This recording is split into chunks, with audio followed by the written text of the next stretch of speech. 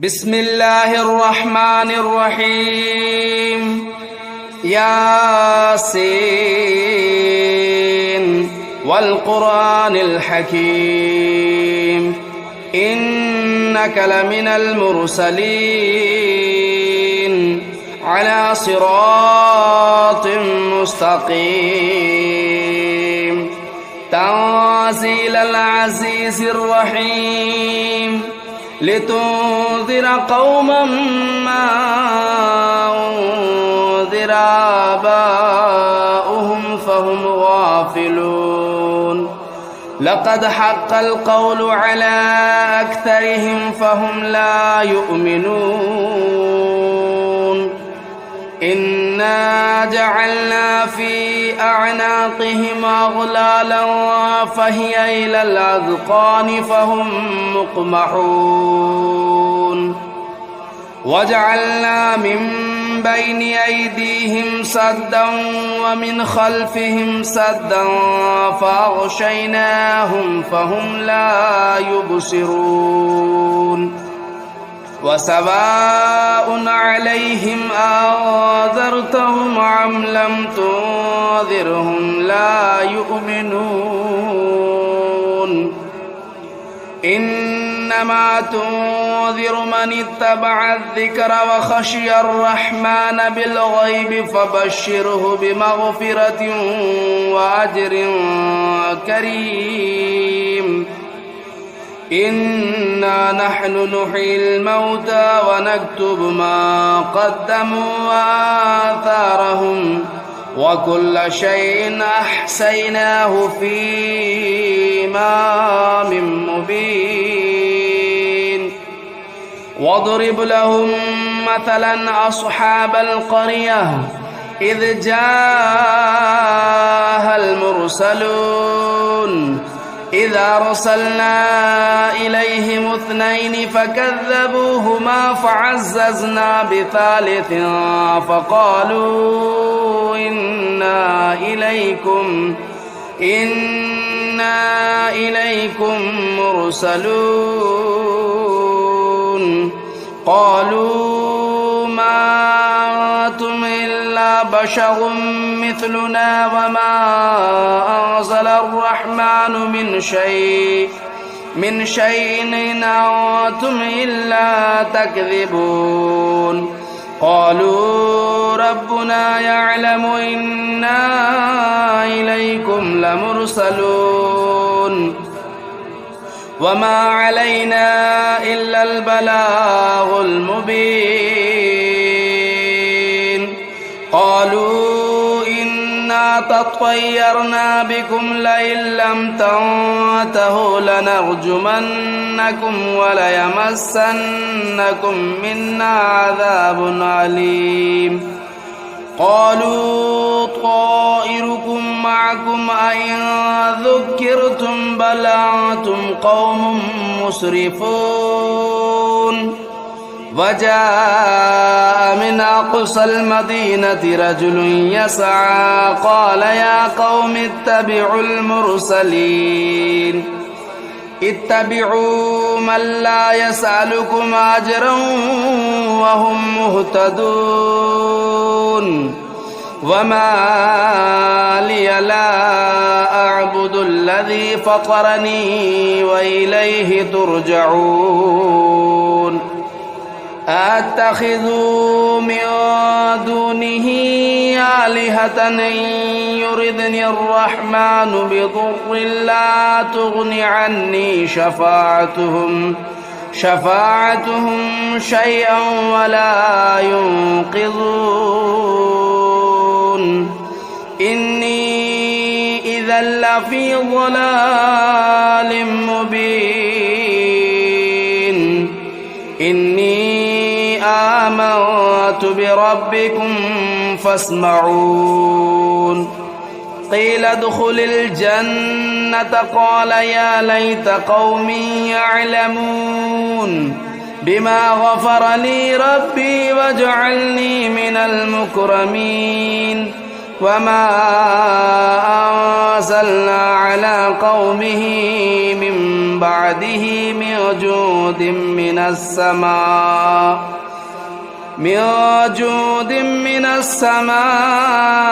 وما كنا منزلين إن كانت إلا صيحة واحدة فإذا هم خامدون يا حسرة على العباد ما يأتيهم من رسول إلا كانوا به يستهزئون ألم يروا كم أهلكنا قبلهم من القرون أنهم إليهم لا يرجعون وإن كل لما جميع لدينا محضرون وآية لهم الأرض الميتة أحييناها وأخرجنا منها حبا فمنه يأكلون وجعلنا فيها جنات من نخيل وأعناب وفجرنا فيها من العيون ليأكلوا من ثمره وما عملته أيديهم أفلا يشكرون سبحان الذي خلق الأزواج كلها مما تنبت الأرض ومن أنفسهم ومما لا يعلمون وآية لهم الليل نسلخ منه النهار فإذا هم مظلمون والشمس تجري لمستقر لها ذلك تقدير العزيز العليم والقمر قدرناه منازل حتى عاد كالعرجون القديم لا الشمس ينبغي لها أن تدرك القمر ولا الليل سابق النهار وكل في فلك يسبحون وآية لهم أنا حملنا ذريتهم في الفلك المشحون وخلقنا لهم من مثله ما يركبون وإن نشأ نغرقهم فلا صريخ لهم ولا هم ينقذون إلا رحمة منا ومتاعا إلى حين وإذا قيل لهم اتقوا ما بين أيديكم وما خلفكم لعلكم ترحمون وما تأتيهم من آية من آيات ربهم إلا كانوا عنها معرضين وإذا قيل لهم أنفقوا مما رزقكم الله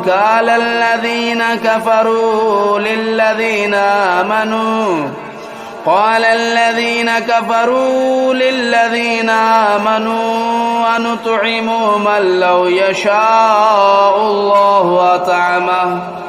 إن أنتم إلا في ضلال مبين ويقولون متى هذا الوعد إن كنتم صادقين ما ينظرون إلا صيحة واحدة تأخذهم وهم يخصمون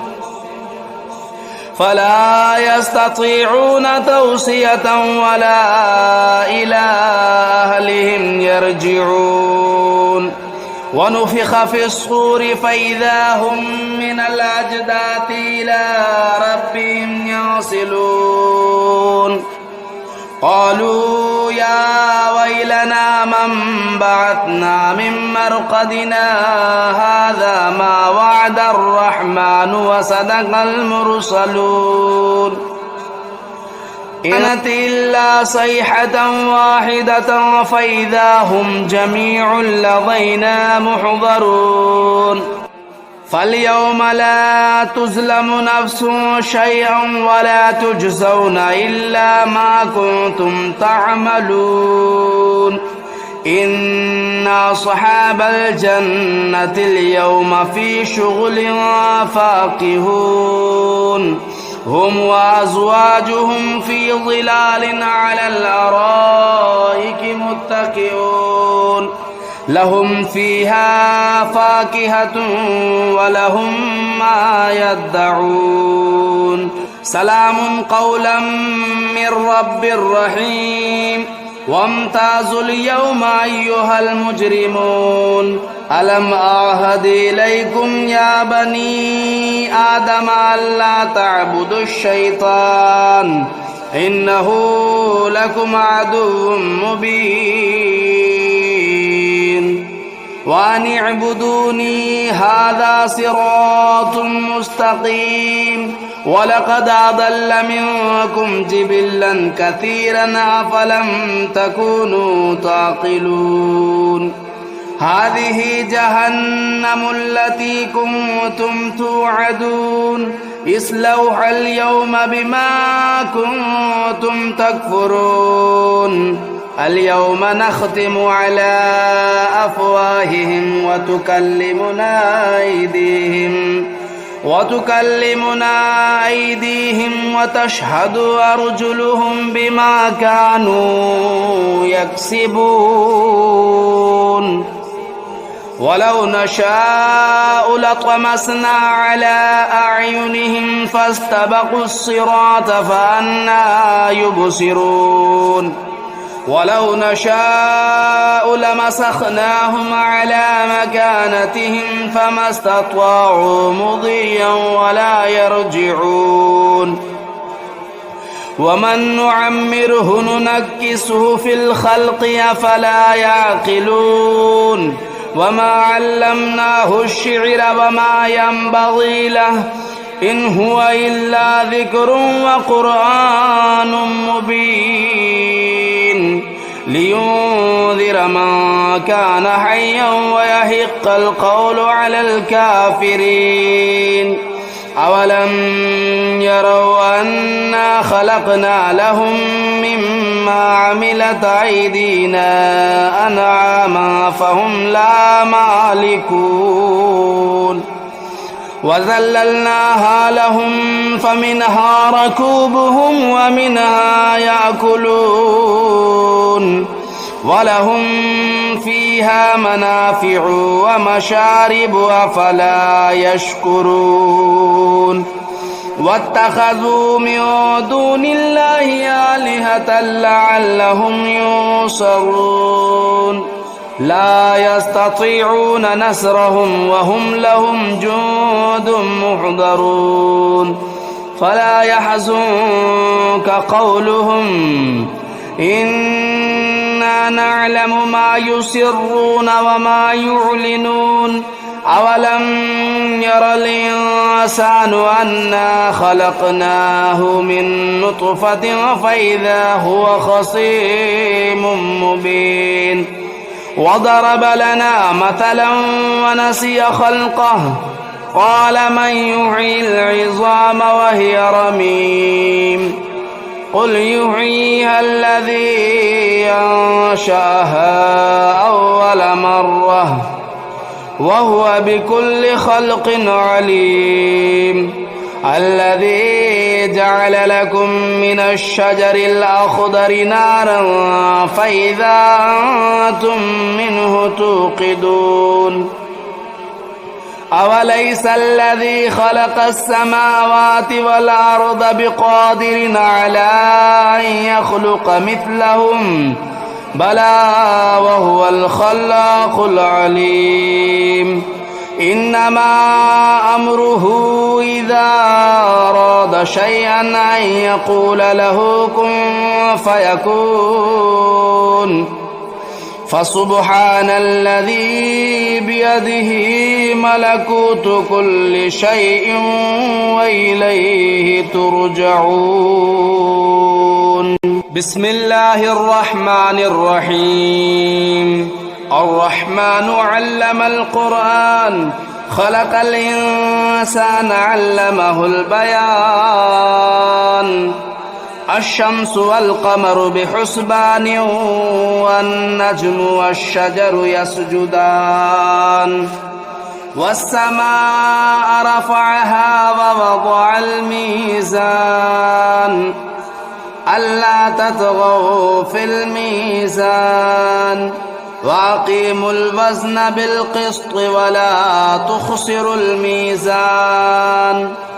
والأرض وضعها للأنام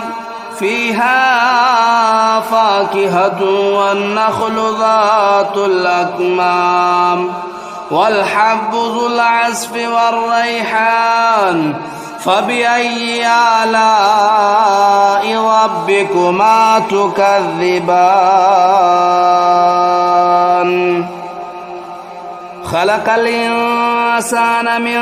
صلصال كالفخار وخلق الجان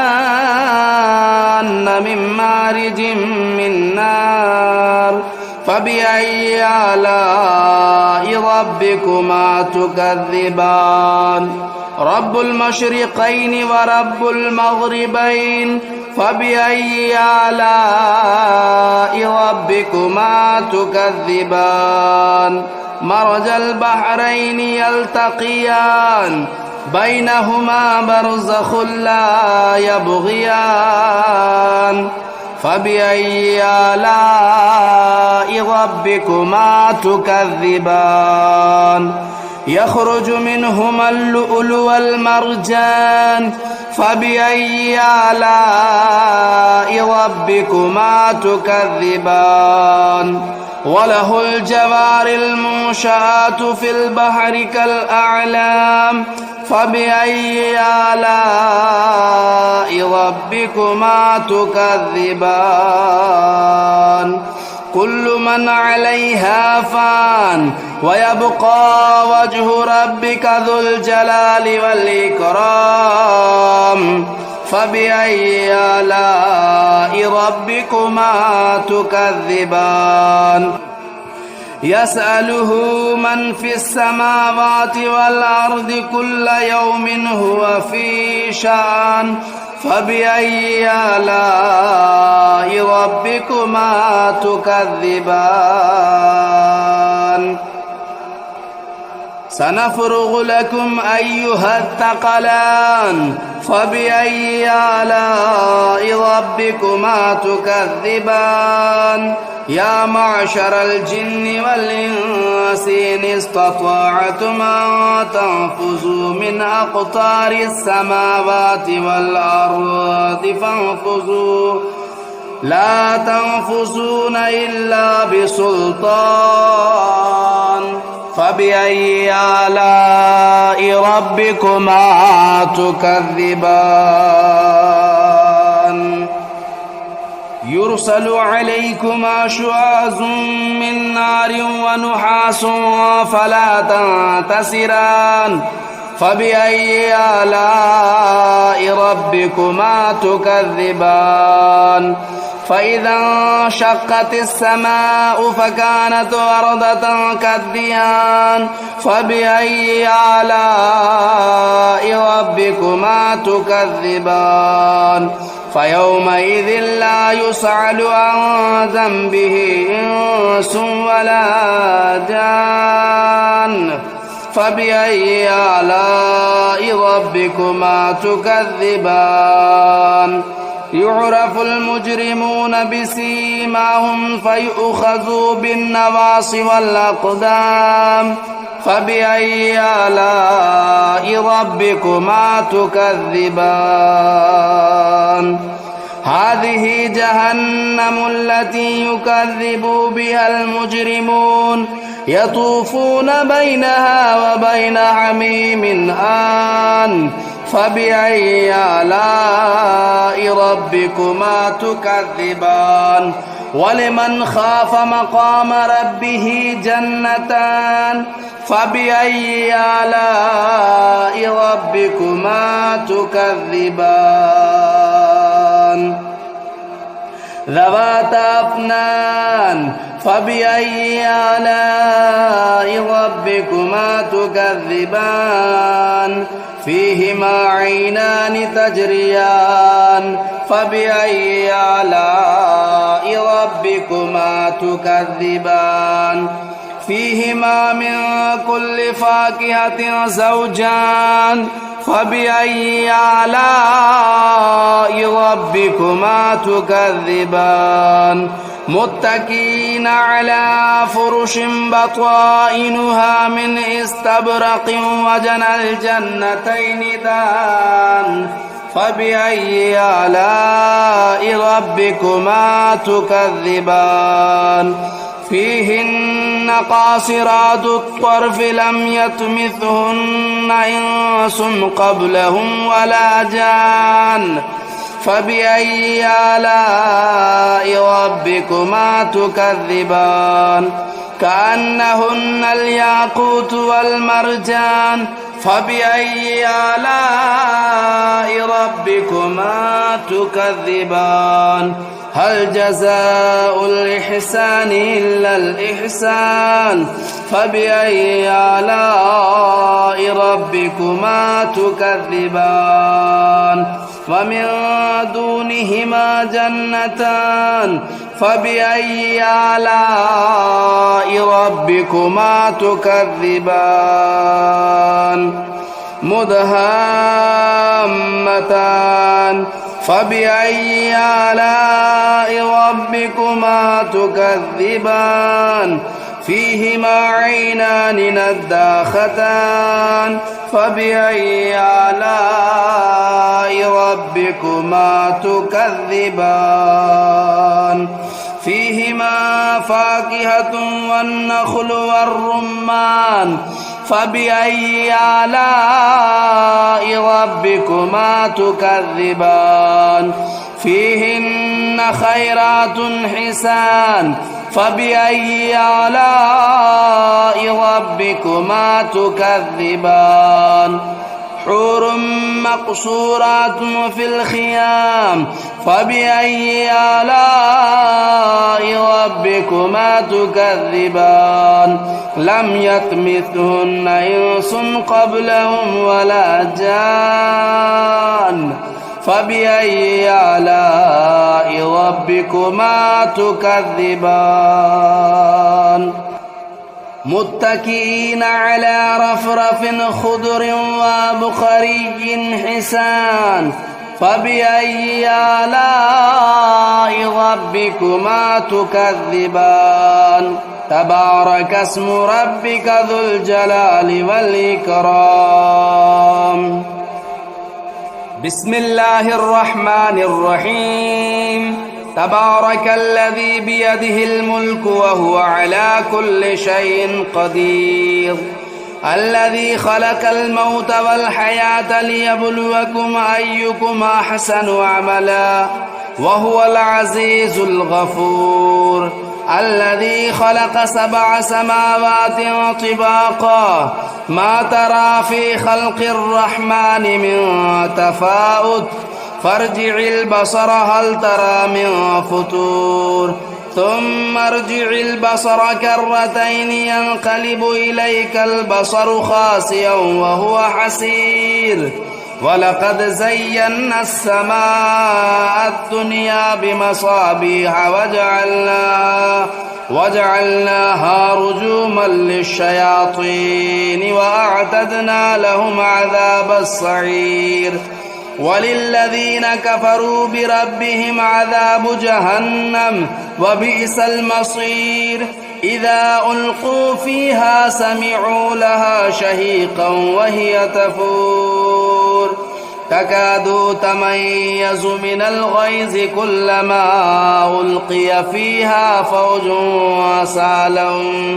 سألهم خزنتها لم يأتكم نذير قالوا بلى قد جاءنا نذير فكذبنا وقلنا ما نزل الله من شيء إن أنتم إلا في ضلال كبير وقالوا لو كنا نسمع أو نعقل ما كنا في أصحاب السعير